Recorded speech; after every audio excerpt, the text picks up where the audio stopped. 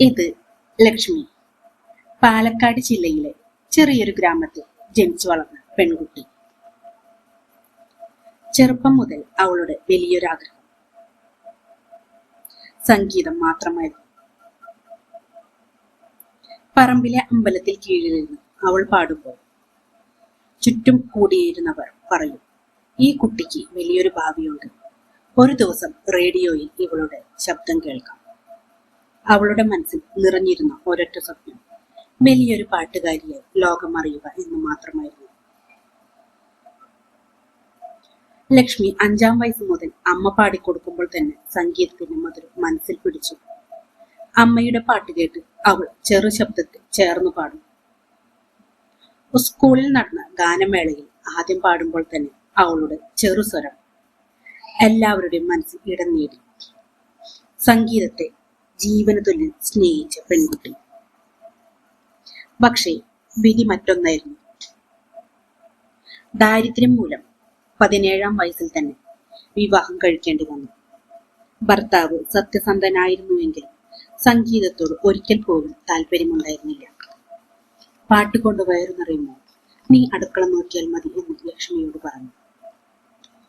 ലക്ഷ്മിയുടെ സ്വപ്നങ്ങൾ അടഞ്ഞു.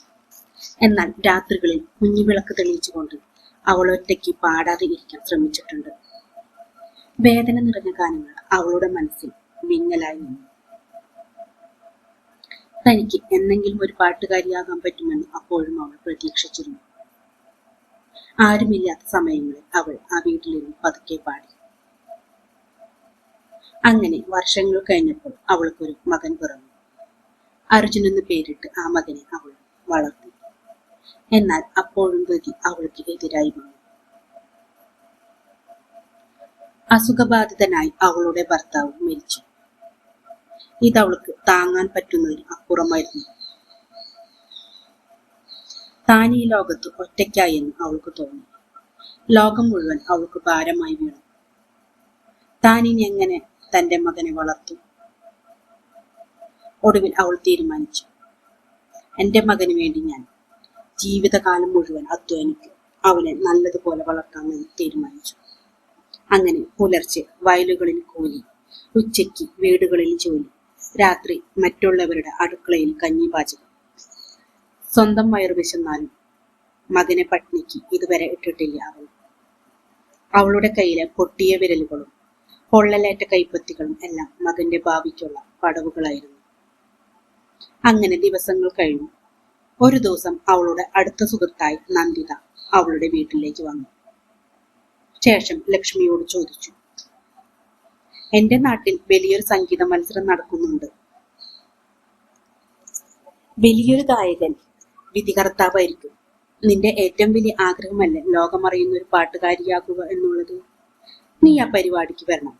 എന്നാൽ ഇത് കേട്ട ലക്ഷ്മി പറഞ്ഞു, എന്റെ പാട്ട് ഞാൻ അവസാനിപ്പിച്ചു. എന്റെ മകൻ എന്റെ സ്വപ്നമാണ്. അവന്റെ ഭാവി എന്റെ ഉത്തരവാദിത്തമാണ്. ഞാൻ ഇന്ന് എന്റെ മകന് വേണ്ടി മാത്രമാണ് ജീവിക്കുന്നത്. അവന് വേണ്ടി ഞാൻ എന്റെ പാട്ട് വരെ ഉപേക്ഷിച്ചു. അവനെ എനിക്ക് നല്ലതുപോലെ പഠിപ്പിക്കണം. അവന്റെ ഭാവി നോക്കണം എന്ന് അവൾ പറഞ്ഞു. ലക്ഷ്മിയുടെ ഈ വാക്കുകൾ കേട്ടപ്പോൾ നന്ദിത ഒന്നും പറയാതെ തന്നെ അവളുടെ വീട്ടിൽ നിന്ന് ഇറങ്ങിപ്പോയി. അങ്ങനെ മകനെ അവൾ നല്ലതുപോലെ തന്നെ പഠിപ്പിച്ചു. വർഷങ്ങൾ കഴിഞ്ഞു. അവൻ കോളേജിൽ പഠിച്ചു. പിന്നീട് നല്ലൊരു ജോലിയും കിട്ടി. അങ്ങനെ തന്നെ അവൻ ആ ജോലിയിലേക്ക് കയറി അവിടുത്തെ മാനേജറുടെ മകളുമായി സ്നേഹത്തിലായി. വൈകാതെ തന്നെ അവന്റെ വിവാഹം കഴിഞ്ഞു. ലക്ഷ്മി അമ്മയെ ഇത് വളരെയധികം സന്തോഷത്തിലാക്കി. തന്റെ മകന്റെ വിവാഹം കണ്ട് അവൾ കണ്ണുനീർ പൊഴിച്ചു. തന്റെ മകൻ നല്ലൊരു ഭാവി കിട്ടിയല്ലോ എന്ന് ആലോചിച്ചു അവൾ. എന്നാൽ ദിവസങ്ങൾ കഴിഞ്ഞപ്പോൾ മകൻ അർജുനും ഭാര്യ മീരയും വന്ന് ലക്ഷ്മി അമ്മയോട് പറഞ്ഞു, അമ്മേ, എനിക്ക് ഗൾഫിൽ ഒരു ജോലി ശരിയായിട്ടുണ്ട്. ഞാനും എൻ്റെ ഭാര്യയും കൂടി ഗൾഫിലേക്ക് പോകുകയാണ്. അമ്മ പേടിക്കണ്ട, അമ്മയ്ക്ക് ചെലവിനുള്ള പൈസയൊക്കെ ഞാൻ അയച്ചു തരുന്നുണ്ട്. മാത്രമല്ല കുറച്ച് മാസങ്ങൾ കഴിഞ്ഞാൽ അമ്മയെ ഞാൻ അവിടേക്ക് കൊണ്ടുപോകും. അമ്മ ഒന്നുകൊണ്ടും പേടിക്കണ്ട. മകന്റെ ഈ വാക്കുകൾ കേട്ടപ്പോൾ മകൻ തന്നെ കൊണ്ടുപോകുമെന്നുള്ള പ്രതീക്ഷയിൽ ലക്ഷ്മി അമ്മ സമാധാനിച്ചു.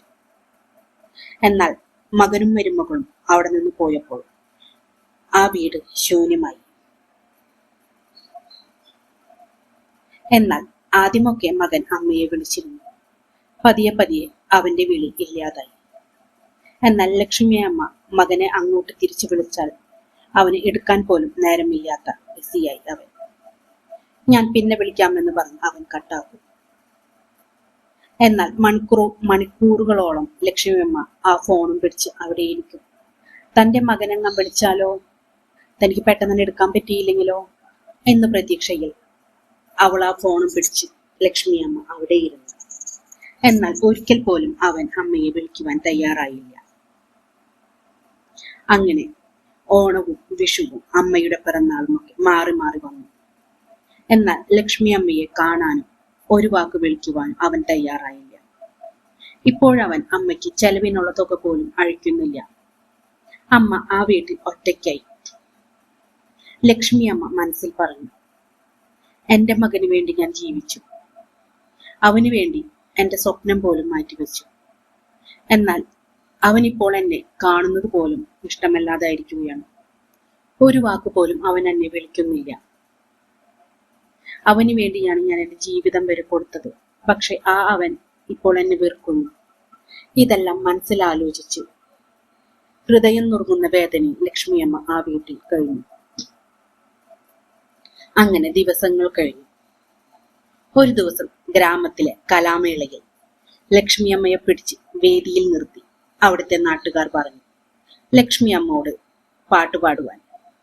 ഇതേ സമയം ലക്ഷ്മിയമ്മ പറഞ്ഞു, എനിക്കിപ്പോൾ പാട്ട് പാടാൻ സാധിക്കുകയില്ല, എനിക്കിനി അതിന് കഴിയുമെന്ന് തോന്നുന്നുമില്ല. എന്നാൽ നാട്ടുകാരുടെ നിർബന്ധപ്രകാരം ഒടുവിൽ അവൾ പാട്ടുപാടി. ലക്ഷ്മി അമ്മ പാടുമ്പോൾ കണ്ണുനീരും വേദനയും ഗാനത്തിൽ കലർന്നിരുന്നു.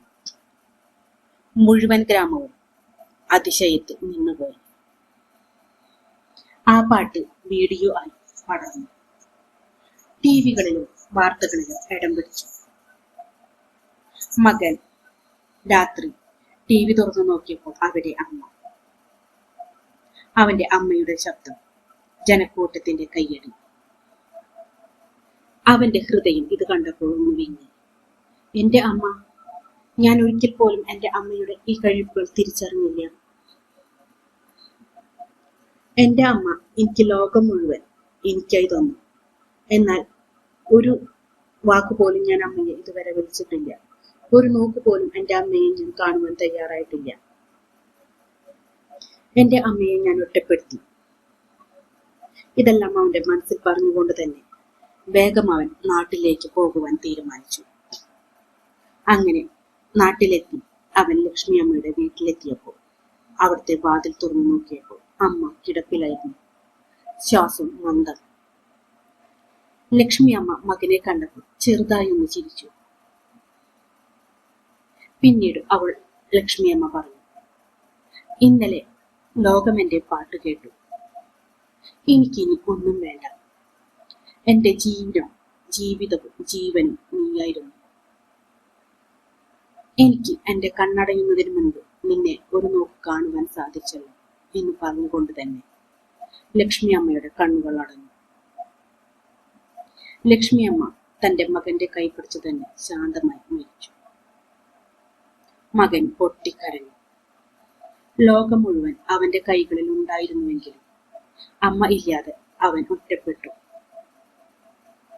അമ്മയുടെ ത്യാഗവും സ്നേഹവും തിരിച്ചറിഞ്ഞത് ലക്ഷ്മി അമ്മ അവന്റെ സ്വന്തം അമ്മ പോയതിനു ശേഷം മാത്രമായിരുന്നു. അവൻ ആ വീട്ടിൽ നിന്ന് അലമുറയിട്ട് കരഞ്ഞു. അവൻ എന്തെന്നില്ലാത്ത വിഷമത്തിൽ ഉറക്കെ അവിടെ ഇരുന്ന് നിലവിളിച്ചു.